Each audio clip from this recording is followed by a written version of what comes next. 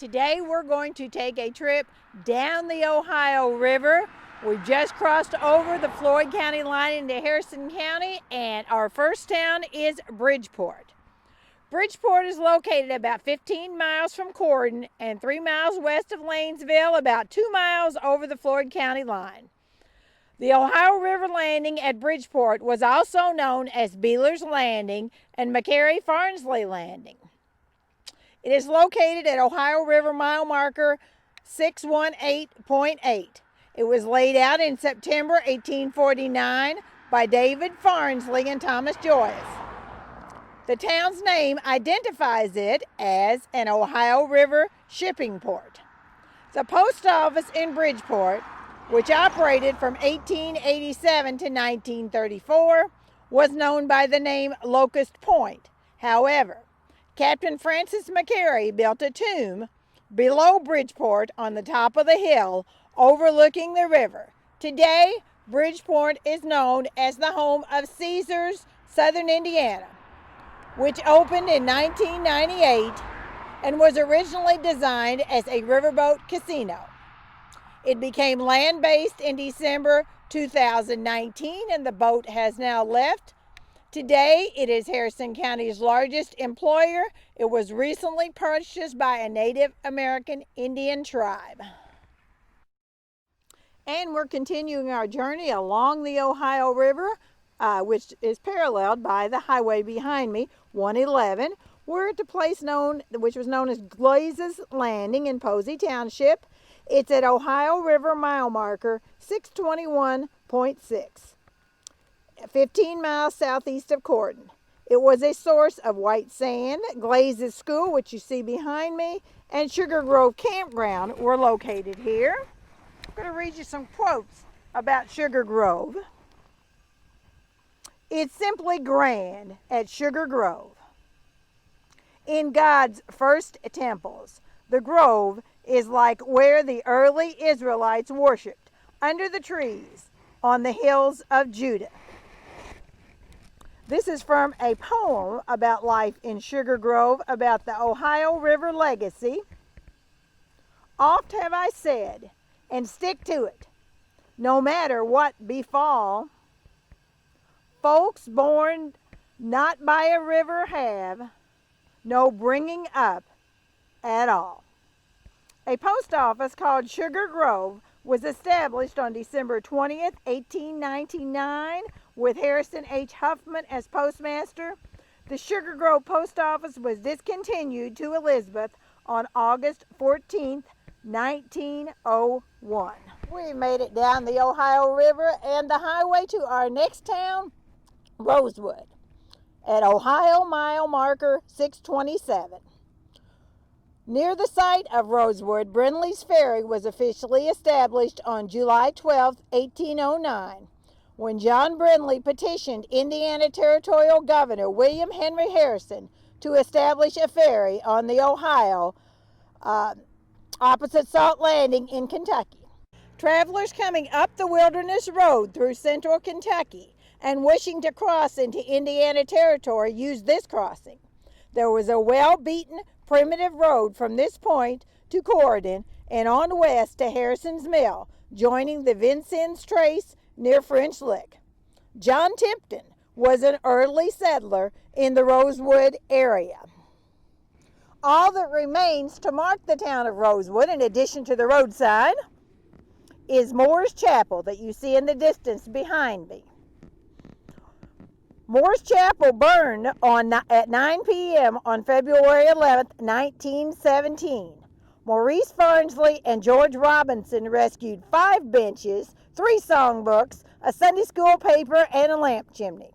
They tried to save the organ, but it wouldn't fit out the window, and the church burned rapidly. The trustees decided to rebuild, and the community pulled together to raise money, hosting a variety of activities including suppers, bazaars, quilts, plays, loans, and public appeals. The rebuilding project was successful, as you see behind me, and Dedication Day was held August 13th, 1922. The 37 floodwaters climbed to the windows of Moore's Chapel, but the building survived. Moore's Chapel was the last church in this section of the Ohio River in active operation. It is now closed, but the church building, as you can see, is still standing. Our next town down the river is Evans Landing. I'm standing in front of the former Evans Landing Presbyterian Church circa 1896. Evans Landing is located at Ohio River Mile 632. Settlement in this area dates back to the early 1800s. It was also known as Flanagan's Landing. In the early days, ferries were established to facilitate the travel of pioneers across the Ohio River. By the 1870s, West Point, Kentucky, directly across the river, was a bustling community rivaling Louisville in trade. This triggered the founding of Evans Landing directly across from West Point. It was much easier for residents of Evans Landing to go across the Ohio River to see the doctor, dentist, banker, or go shopping than to go all the way around by road. Evans Landing had a post office from 1870 to 1947. Due to the lack of good roads, Evans Landing was almost inaccessible except by the Ohio River, and mail was sent through West Point, Kentucky. Here's some Evans Landing Community News, September 22nd, 1898. The post office at Evans Landing was burglarized last Sunday morning. The fellow used a long chisel, which he left behind, to raise the window. He secured about $6 and some stamps. Mr. Davis, postmaster, sent to Kentucky for the bloodhounds and tracked the thief to the Ohio River, where all traces of him was lost. Boston. Boston is located at Ohio River Mile 633.1 and was also known as Cunningham's Landing. Boston was platted and recorded in the county recorder's office at Corydon and contained 28 lots, numbered from 1 to 28. There were 3 streets, 60 feet wide, named Washington, Franklin, and State Street, that were laid out for public use. There was a post office officially named West Boston Post Office in the late 1860s. Due to consecutive floods in 1882, 1883, and 1884, the town, known as Old Boston, washed away. The area became known as New Boston when the U.S. Army Corps of Engineers announced plans to build USACE Locks and Dam 43, known locally as Old Dam 43. Originally, the plan was to construct the dam at New Amsterdam, but the Corps changed plans and the location was changed to Boston. Construction was delayed due to weather difficulties, including the worst ice on record in 1918. The town prospered until the locks were completed and put in operation in 1922. During the town's heyday, there were 30 buildings, a bowling alley, stores, and a pool room, as well as a saloon. Old Dam 43 was decommissioned and the dam was thrown for the last time in 1972. The dam and locks were demolished by dynamite in 1979. In 1981, Raymond Fable of Henryville developed the land as a private recreational area. Some of the government houses remain today in the private gated community of Boston. As you notice, Highway 111 ended at Boston. So we're now on a series of back roads traveling, and our next town is in Boone Township now, and this is known as Davidson. Davidson was located in Boone Township. As I said, it was an unincorporated community on Kentner Bottom Road, southeast, north of the Ohio River, between Evans Landing and Otter Creek Park. This southern Davidson had a post office between 1907 and 1924 on the Davidson farm behind me. William J. Sherman was appointed postmaster on May 10, 1907. For many years, mail came to Rock Haven, Kentucky, and was then brought by boat across the Ohio River to Boone Township for distribution. The Davidson post office was discontinued to Laconia on April 30th, 1924. The building that housed the Davidson post office was carried away in the 1937 flood. Just downriver from Davidson, we come to Cedar Farm. Cedar Farm was a southern-style plantation that belonged to the wealthy Kentner family. Cedar Farm was built in 1837 by Jacob Lamb Kentner, who purchased land from the government. Mail was delivered to Cedar Farm by Ohio River packets. Mr. James Peter Kentner was appointed as postmaster on May 8, 1876. Cedar Farm Post Office was discontinued on June 15, 1880. In the early 1900s, a post office for this area was established at nearby Davidson that we just discussed. Today, Cedar Farm Plantation is owned and has been beautifully restored by the Cook family, owners of Holiday World and other enterprises. Our next Ohio River location is Tobacco Landing.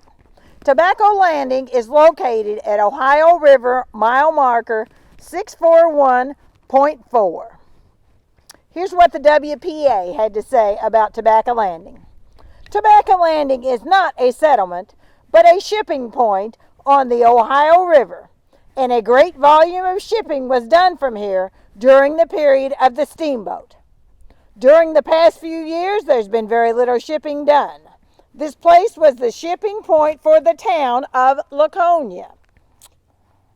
Laconia lies 2 miles north of Tobacco Landing. Here's Tobacco Landing from the 1906 Atlas. This is how it got its unusual name. Although not a town, this place does more in the way of shipping than any other part of the county. This place got its name thus.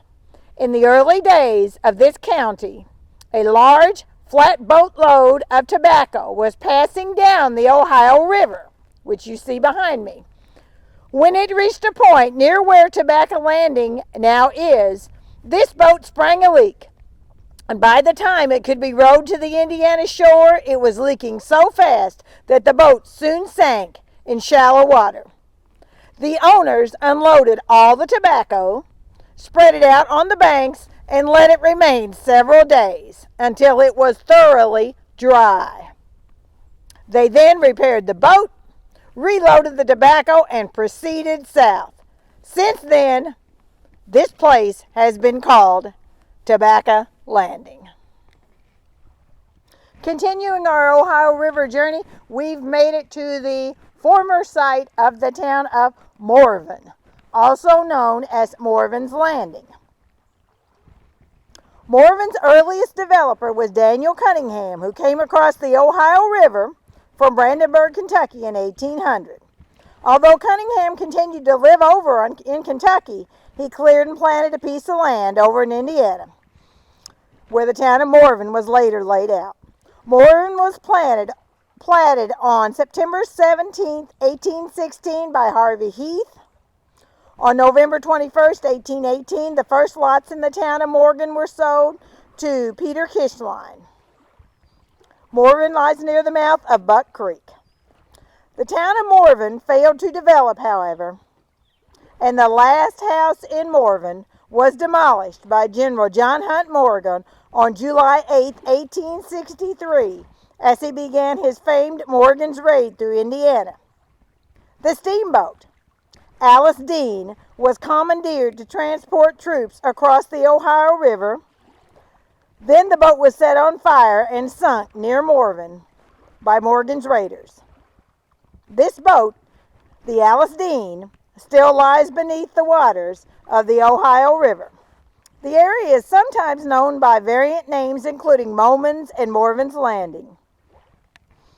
In earlier times, it was much more convenient to go over to Brandenburg by boat to trade. Harold R. Hardin stated that the town almost died a-bornin'.